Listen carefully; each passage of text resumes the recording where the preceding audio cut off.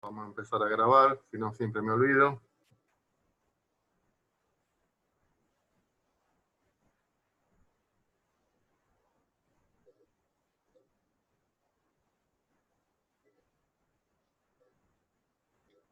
Bueno, arrancaríamos mientras se siguen sumando el resto de los chicos.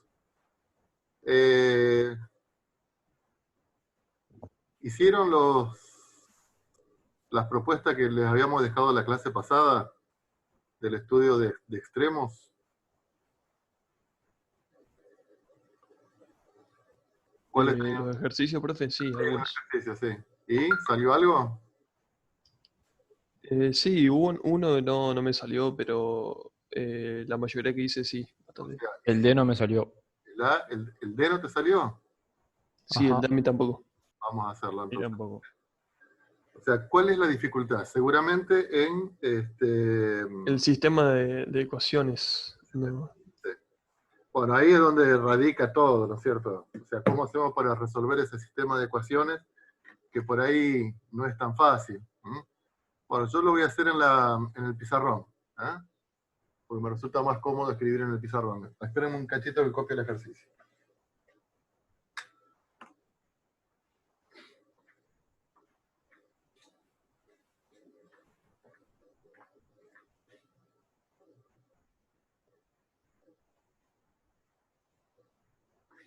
Bueno, es x a la cuarta más y a la cuarta. X a la cuarta más y a la cuarta. Más 4x.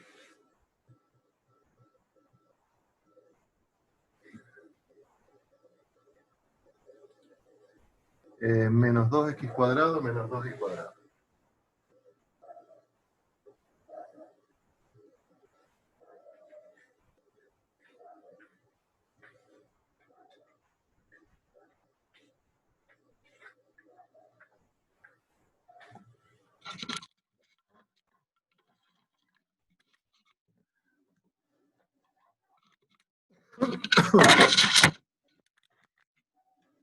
Ahora.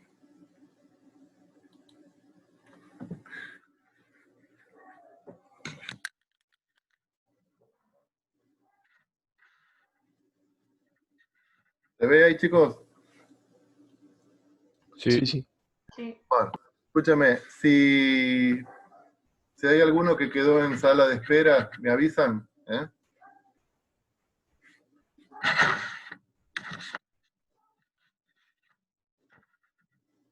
Bueno, hacemos la f sub x, la derivada parcial con respecto a x. La derivada parcial con respecto a x nos queda 4x a la 3 más 4y menos 4x igual a 0. Y la f sub y nos queda 4y a la 3 más 4x menos 4y igual a 0. Bueno, esto hay que mirarlo un poquito, ver qué podemos hacer. Ahora, por lo pronto lo que podemos hacer es, todos los 4 se nos van, o sea, porque podríamos sacar factor común 4 y trabajar directamente con y cubo más y menos x igual a 0, y acá sacamos factor común, entonces nos queda y al cubo más 4x menos y igual a 0. ¿Estamos? Eso es lo primero que podríamos hacer, limpiar un poquito las ecuaciones. Entonces estaríamos trabajando con esta ecuación. X al cubo más y menos x igual a 0. Y al cubo, acá me equivoqué, y al cubo más x menos y igual a 0. Entonces, una forma, no hay una única, pero una forma es, bueno, a ver, yo arriba tengo x negativo, abajo tengo x positivo, acá tengo y positivo abajo, o sea, podríamos hacer la resta entre ambas ecuaciones. Podríamos restar ambas ecuaciones.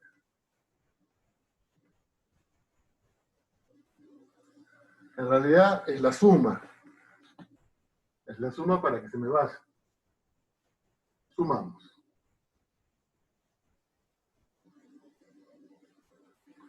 Entonces, si sumamos me queda que x al cubo más y al cubo. Acá me queda y positivo menos y se me van. X positivo más y, o sea, me queda y positivo, y negativo se me van, y negativo, x positivo se me van. ¿Eh? O sea que sumando ambas ecuaciones nos queda que x al cubo más y al cubo es igual a 0. Esto nos está diciendo que x al cubo es igual a menos y al cubo. X al cubo es igual a menos y al cubo. Esto nos está diciendo que x es igual a la raíz cúbica de menos y a la 3. Podemos cancelar índice con exponente, entonces de acá sacamos que y tiene que ser igual a menos x. Y tiene que ser igual a menos x. ¿Está entendido, chicos? Entonces, sabiendo que y es igual a menos x, vamos a cualquiera de las dos. Por ejemplo, vamos a la primera. Y ponemos todo en función de x. X al cubo. En vez de x, ¿qué vamos a poner? No, perdón. En vez de y, ¿qué vamos a poner?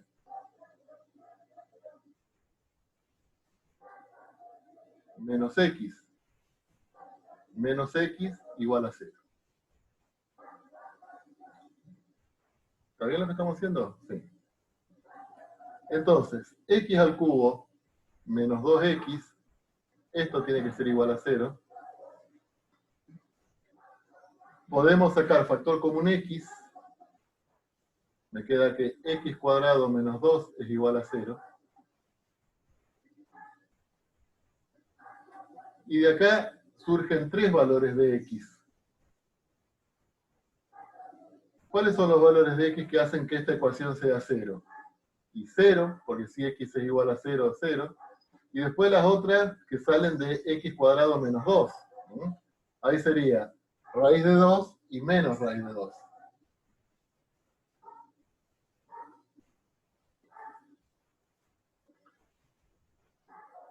¿Está entendido, chicos, o no? Ahora Sí. sí. Entonces, ¿cuáles serían los puntos críticos? Bueno, uno es que x valga 0. Si x vale 0, ¿cuánto tiene que valer y? 0. ¿Está? Entonces, los puntos críticos, ¿cuáles serían?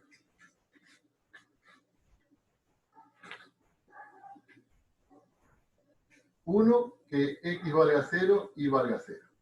Después hay que tener en cuenta que x tiene que ser igual a menos y. Entonces, va a haber otro punto P2 que va a ser, si no me gusta raíz de 2, bueno, pero vamos a dejarlo raíz de 2. Raíz de 2 menos raíz de 2. Y el otro, menos raíz de 2, raíz de 2. O sea, yo acá sacamos los valores de x, y como antes habíamos sacado que x tiene que ser igual a menos y, entonces acá nos quedan los tres puntos críticos.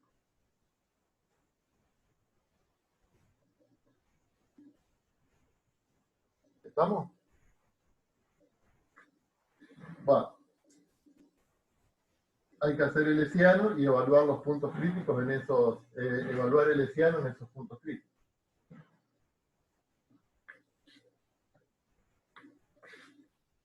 ¿Cómo queda el hessiano? Bueno, yo acá lo borré, pero ¿cómo les queda? Ayúdenme ustedes para no hacerlo yo. El f sub xx. Porque yo borré el f sub x, entonces ¿cómo me quedaría el f sub xx?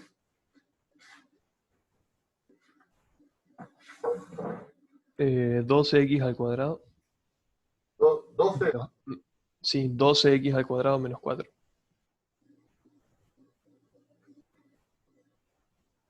El f sub i, capaz que me quede 12i al 12 cuadrado. y al cuadrado Sí, lo- menos 4. Y el f sub xi, que lo tenemos que elevar al cuadrado. 4. 4. 4. Entonces, agarramos el punto P1 y evaluamos el hessiano en 0. Esto me queda menos 4, menos 4. Menos 4 al cuadrado, que es 16. Menos 4 me queda 16 menos 16. Esto es igual a 0. Acá no podemos, recuerden que siempre que Silesiano me da 0, no podemos afirmar, pero vamos a decir que tenemos un cuasi extremo.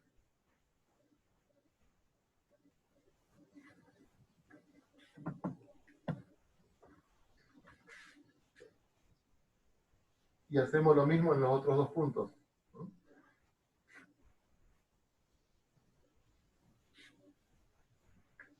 Entonces, en el P0 nos dio que va a haber,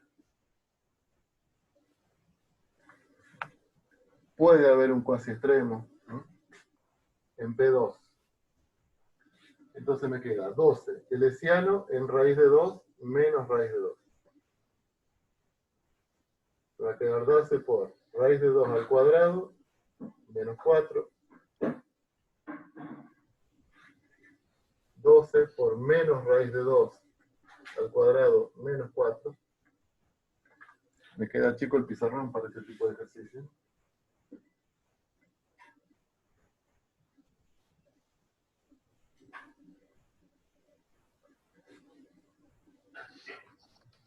Menos 4 al cuadrado, que es 16. A ver, ¿cuánto me da este ciano? Bueno, esto y esto se me van. Entonces me queda 12 por 2, 24, menos 4, 20. Este y este se me van, pero me queda el signo menos me queda positivo porque me queda elevado al cuadrado. 12 por 2, 24, me queda 16. Esto me queda 400 menos 16, sería 384. Como es positivo, hay un extremo.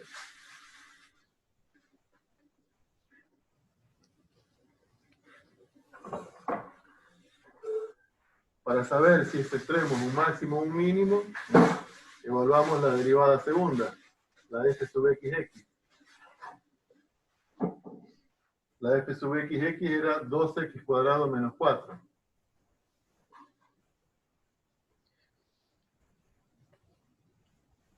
Bueno, eso me queda raíz de 2 al cuadrado menos 4. Esto es 20, dijimos. Es positivo, o sea, tenemos un mínimo.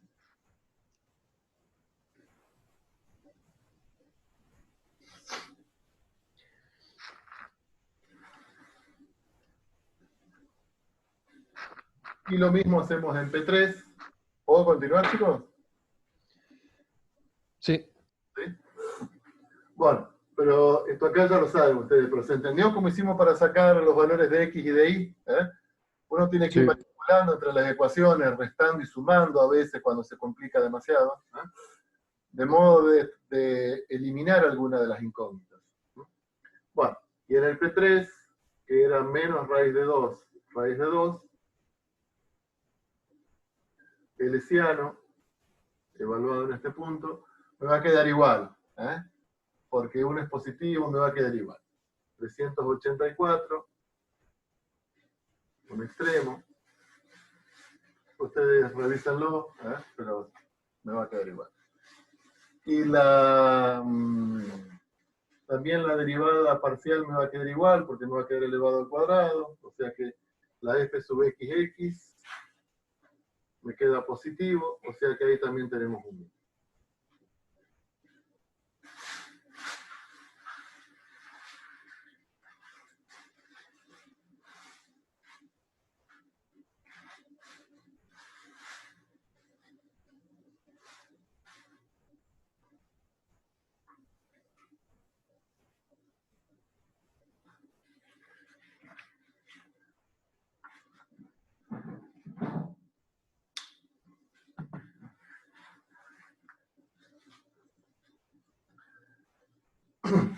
No les dije, pero vieron que yo le hice la devolución de los trabajos prácticos. Si alguno quería hacer alguna consulta con respecto a eso, también lo podemos hacer, ¿no? O sea, no nos enfoquemos estrictamente en lo que estamos trabajando. Si quieren alguna consulta sobre las devoluciones que les hice, si entendieron las devoluciones, si las revisaron, eso es importante. O sea, Yo le hago la corrección, le hago la devolución, pero también es importante que ustedes vean la devolución, y me hagan la consulta que les parezca.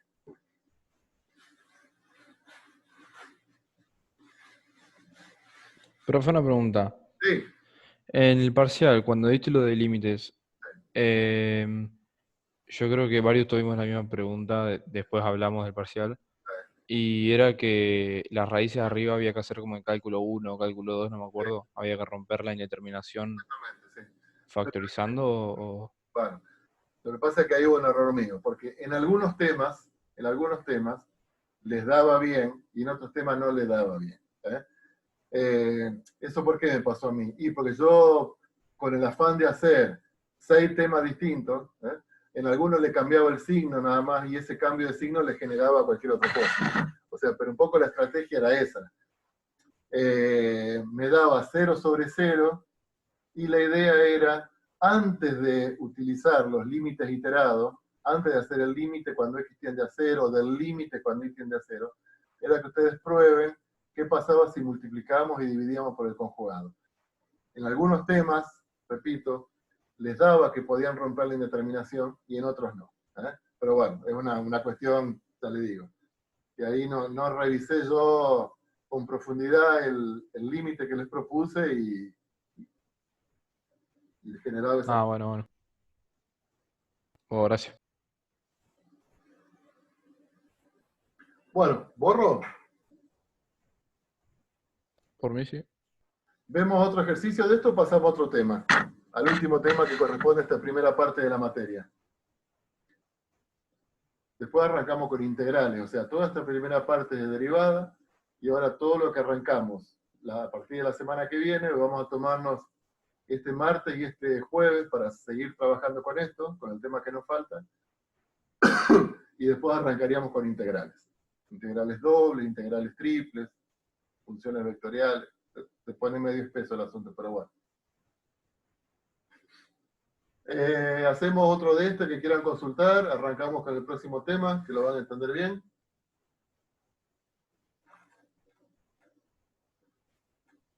Bueno, ahí en la práctica hay propuesto un montón de ejercicios. Fíjense que yo les mandé videos con resolución de este tipo de ejercicios que los hacen igual que los hacemos nosotros, pero con la ventaja que los videos que yo les pasé después le termina graficando la superficie. Entonces cuando habla de un punto de ensilladura, ahí en los videos, hace la gráfica de la superficie en 3D, se ve el punto de ensilladura. Bueno, esto no se lo vamos a pedir. Por ahora. No sé, vamos a ver. Bueno, vamos a ver un poquito, entonces, o por lo menos vamos a introducir el tema que vamos a ver hoy.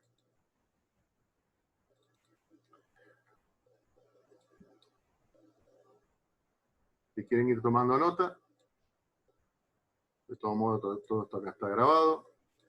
Así que vamos a ver el tema que es.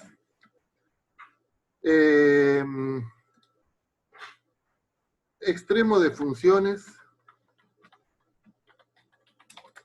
sujetas a condiciones. O extremos condicionados.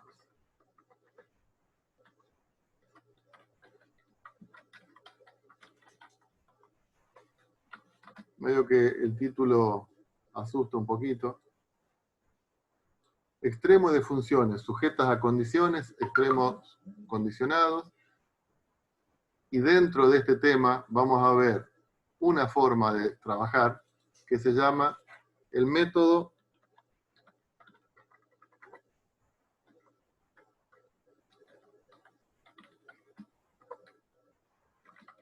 de los coeficientes indeterminados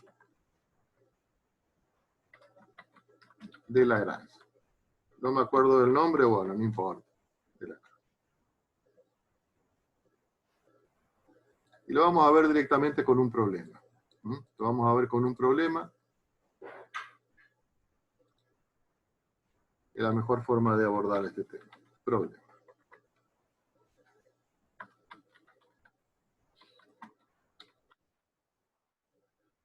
Supongamos que tenemos una chapa.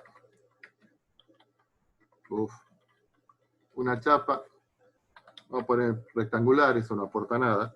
Rectangular. Vamos a ponerle 640 centímetros cuadrados.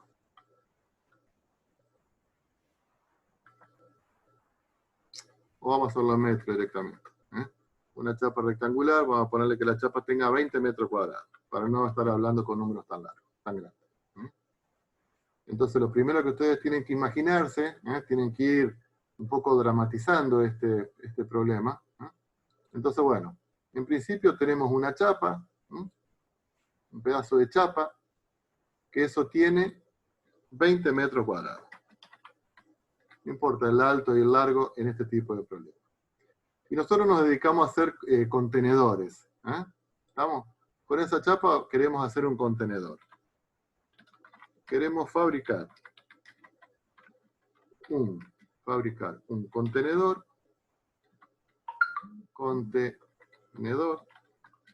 de forma prismática sin tapa. ¿Qué sería un contenedor con forma prismática sin tapa? Y es el contenedor que ustedes ven, que vemos en las calles. Forma prismática quiere decir que es como si fuese una caja de zapatos. Con esa chapa queremos hacer un contenedor en forma prismática. ¿Estamos?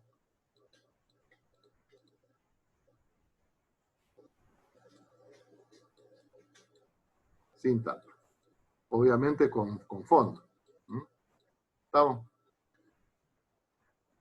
Bueno, para hacer esa caja, bueno, a partir de ahora en más, cuando hablamos de un contenedor en forma prismática, también está bueno reconocer que ese cuerpo se llama un paralelepípedo.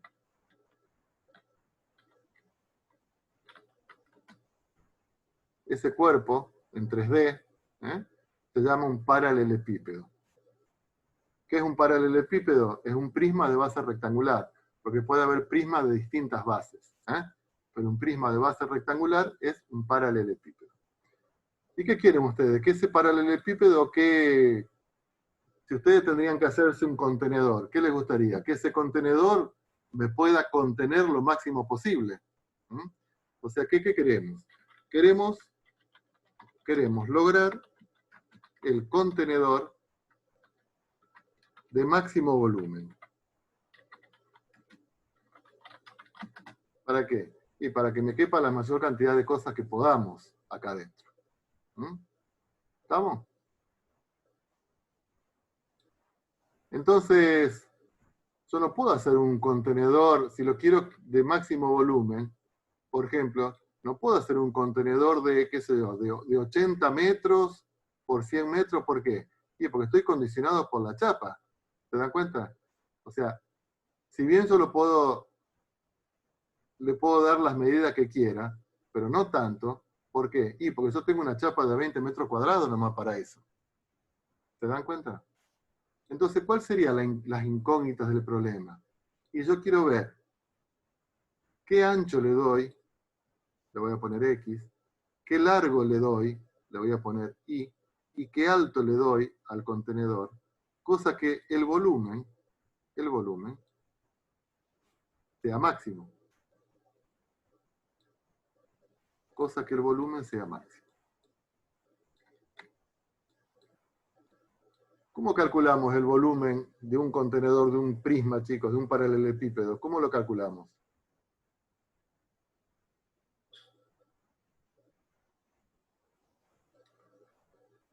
El volumen de un prisma rectangular, ¿cómo lo calculamos? El volumen de una habitación. Y es ancho por largo por alto. ¿Estamos? O sea que el volumen es X por Y por Z. Entonces, esto es lo que vamos a llamar la función a extremar. La función a extremar. ¿Por qué? Y porque queremos que X por Y por Z, o sea, el volumen, sea el máximo. ¿Ah? Entonces tenemos una función, en este caso, que es volumen, que la queremos maximizar. Entonces queremos ver cuánto tiene que valer X, cuánto tiene que valer Y y cuánto tiene que valer Z para que este volumen sea el máximo. Pero hay una condición, una restricción. ¿Cuál es la restricción? Y que yo tengo que ocupar los 20 metros cuadrados. ¿Me van siguiendo, chicos, hasta ahí?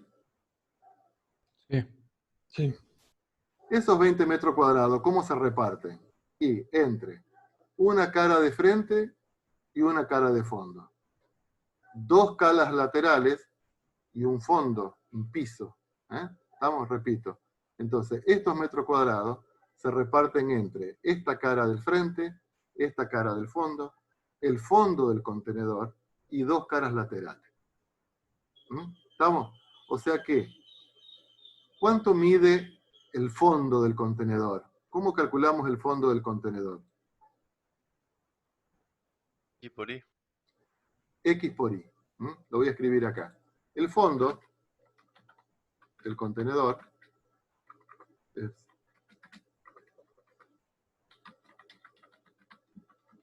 el fondo del contenedor es X por Y, la base, X por Y. Las caras laterales,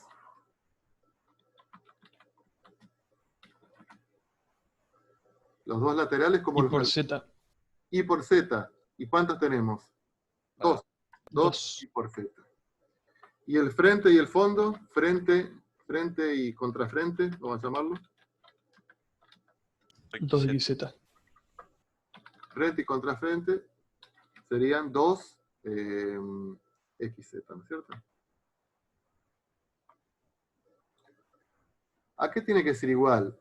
El fondo del contenedor, las 2 caras laterales y frente y contrafrente. La suma de todo esto A 20. tiene que ser igual a 20. O sea que X, Y y Z no pueden ser cualquiera. Y eso me tiene que dar 20. ¿Estamos? O sea que X por Y más 2YZ más 2XZ, eso tiene que ser igual a 20. Entonces, si decimos que tiene que ser igual a 20, ahí hay una restricción, una condición. ¿Estamos? Entonces, esta es una función que me impone una condición. Función-condición. Entonces, fíjense, tenemos que calcular un máximo.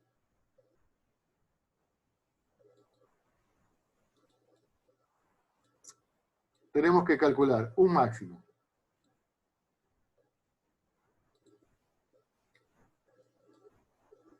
El de esta función. El máximo volumen. Pero con una condición. Que la superficie lateral, incluimos el fondo, pero no la tapa, tiene que ser igual a esta cuestión. ¿Estamos hasta ahí, chicos? Bueno. Sí. Para ello, utilizamos el método de Lagrange. ¿Qué dice el método de Lagrange? Vamos a formar una nueva función, que la vamos a llamar la función h, que va a depender de x, de y, de z. ¿Por qué? Y en este caso porque es un problema de 3 variables, porque teníamos ancho, largo y alto. Y vamos a incluir una nueva variable indeterminada, que la vamos a llamar lambda. Esto es lo que vamos a llamar la función de Lagrange. Función de Lagrange. No me acuerdo el nombre, no pasa nada.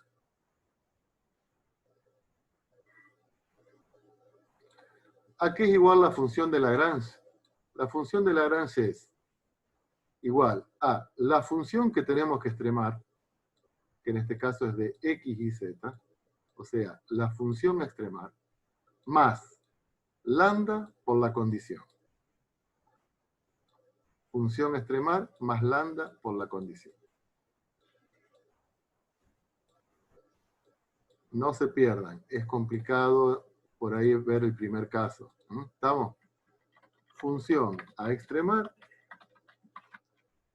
más lambda por la condición.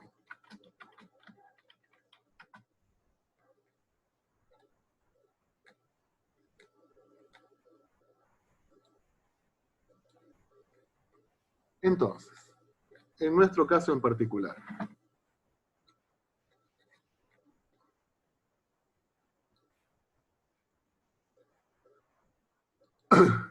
¿cómo nos quedaría toda la función de Lagrange? La h, la grande, de x y z lambda.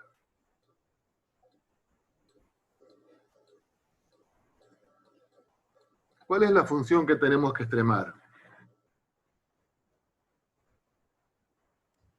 X por Y por Z. X por Y por Z. El volumen.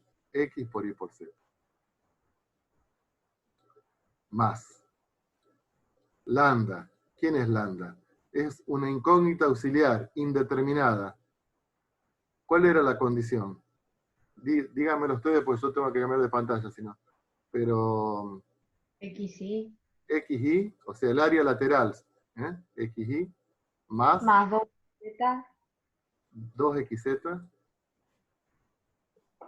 Más 2YZ. Más 2YZ.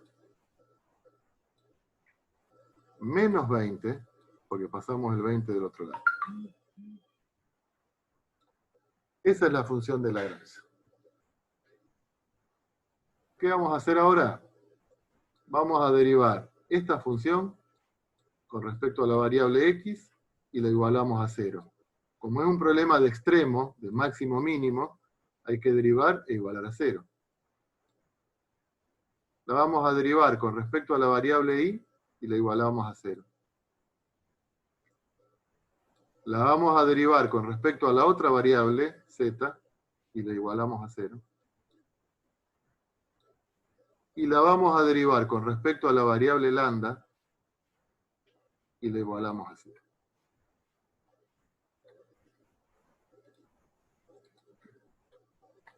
No nos interesa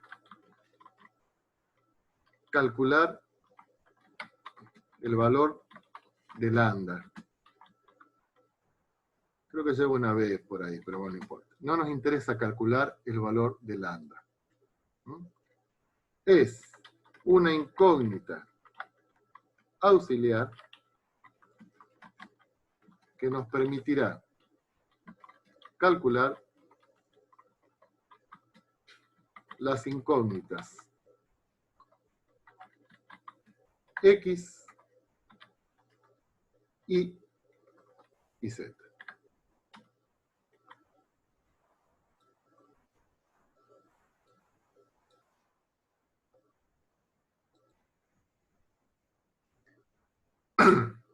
Si se me termina el tiempo, chicos, y no vamos a terminar con esto, vuelvan a conectarse. Vamos a terminar con esto. Bueno, entonces ahora vamos a calcular con nuestra función, con esta, ¿cuánto vale la derivada según x, la derivada según y, la derivada según z y la derivada según lambda? Yo lo voy a hacer acá arriba la primera, pero después voy a dar vuelta a la hoja. Vamos a ver. Vamos a derivar esta función respecto a la variable x. ¿Cómo me queda el primer término entonces derivado con respecto a x? Y Z. Y z. Más. Ahora la x la tengo acá y la tengo acá. ¿Estamos? Entonces, ponemos lambda porque es una constante y ponemos la derivada del paréntesis respecto a x. O sea que ¿cuánto me queda ahí adentro del paréntesis? Y Y más 2Z. más 2z. Perfecto. Y esto tiene que ser igual a 0. ¿Está? Bueno, yo de vuelta a la hoja, entonces, el h sub x era iz más lambda, y ahora me editan ustedes, pues yo ya me olvidé. Más 2z. ¿Eh? Y más Lambda 2z. por I más 2z. Y más 2z igual a 0.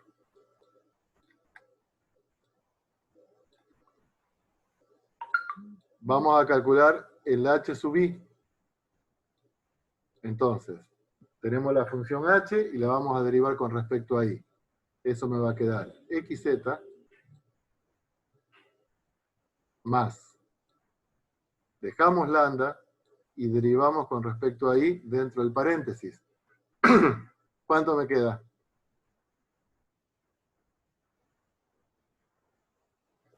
X más 2z. X más 2z.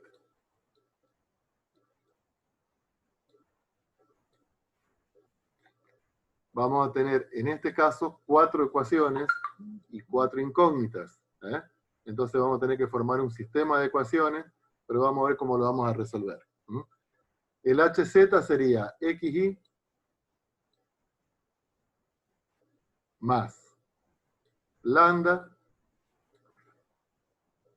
por, capaz que 2i más 2z, no, a ver. 2i más 2x. Sí, 2i más 2x.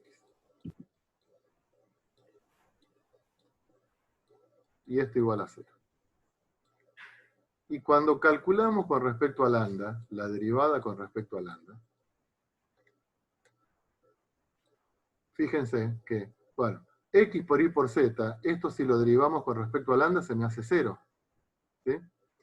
Y todo lo que sigue derivado con respecto a lambda, la derivada de lambda con respecto a lambda es igual a 1, entonces en definitiva lo que me queda es el paréntesis, o sea la condición.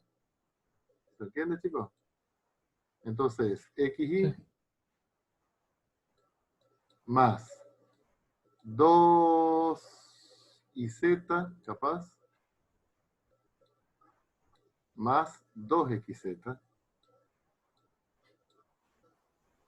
y el 20 ya lo pasamos del otro lado.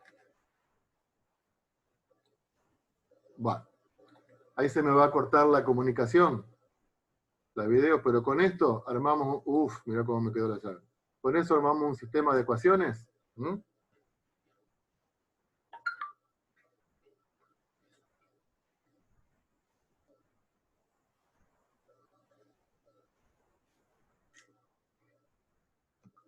Bueno. ¿Nos volvemos a conectar, profe?